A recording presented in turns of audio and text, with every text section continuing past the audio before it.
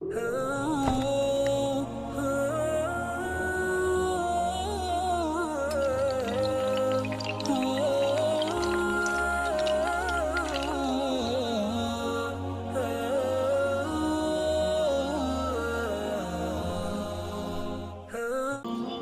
بھائی نے سوال پوچھا تھا کہ جسم یا کپڑوں پر نجاست لگی ہوئی ہے اور صاف کرنے کے لیے پانی نہیں ہے تو ہم کیا کریں؟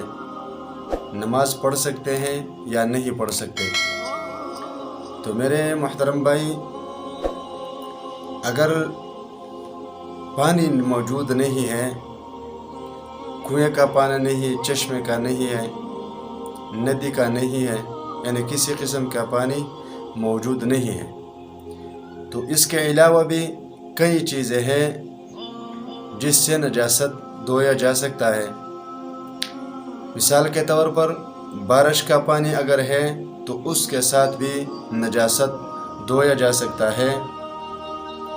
پھر اگر بارش کا پانی نہیں ہے تو اس کے بعد برف پگھلا کر اس کے پانی سے بھی نجاست کو دھویا جا سکتا ہے۔ اگر برف بھی موجود نہیں ہے تو سرکے کے ساتھ بھی نجاست کو دھویا جا سکتا ہے، اور اگر سرکہ بھی موجود نہیں ہے تو تربوز وغیرہ کے پانی سے بھی نجاست کو دھویا جا سکتا ہے۔ یہ کئی ایسی چیزیں ہیں جن میں کوئی نہ کوئی تو موجود ہوگی۔